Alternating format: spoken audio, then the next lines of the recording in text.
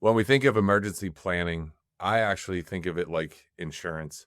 And what I mean by that is, when you pay your homeowner's insurance premium, you kind of grumble a little bit, right? It takes some time to set it up. You have to recognize what's it going to cost to rebuild my house if, God forbid, I had a catastrophic event, replacement costs, all that stuff. And then I got to write a premium check. And, that just doesn't feel great. It doesn't feel like great use of time or resources for the most part. Then what happens when your basement floods or you have a big leak or you have a fire?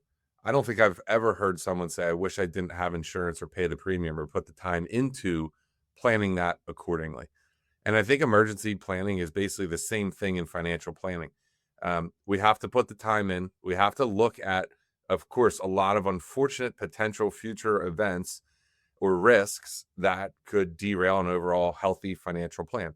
Things like life insurance, things like disability, emergency fund, just having liquidity around for some sort of event. If you had a risk in your business, if you needed to fix the roof immediately, or you lost your job, like all of those different things, to me, we're building an insurance policy for through planning. We're figuring out if these things happen, are we prepared? Do we have the right things in place so that, listen, it doesn't take the event away, but it makes it hopefully easier to financially get through those things. And it takes a lot of the guesswork out of, are we going to make it through something like this?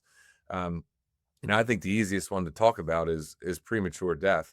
That's a real thing. We don't, our days are numbered. We don't know when and where those types of things are going to happen. And with clients, I think my biggest response is, and I believe this personally, and this is personally how I'm set up. The last thing I want is, if I were to get hit by the proverbial bus, the last thing I would want is my wife and kids to be worried about how we're going to pay our next bill or how we're going to pay bills 3 and 5 years from now. I want that to be lock solid and in a situation that we can live freely, not afraid, but live freely to know we've got a plan in place for that. Disability insurance is the same thing. And I think disability is probably one of the most overlooked categories out there. And in some cases, disability could be way worse than death. And here's what I mean. You get disabled.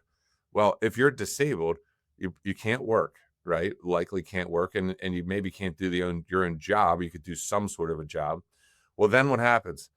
You likely also have meaningful medical expenses, and you still have lifestyle expenses. Where in death, again, not to be morbid, you're no longer here. You're no longer spending money and a financial liability to the family.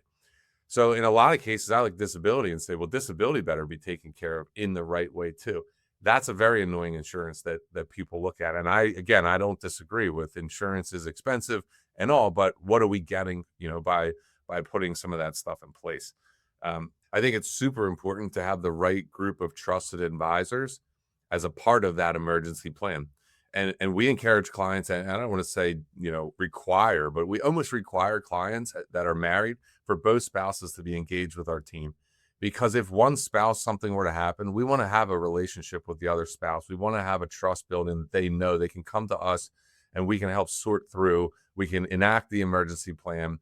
We can make sure everything, kind of moves forward as best as possible. So I think a part of your emergency plan is not just the plan itself, but it's the people that know the plan and can help enact the plan, in time of volatility.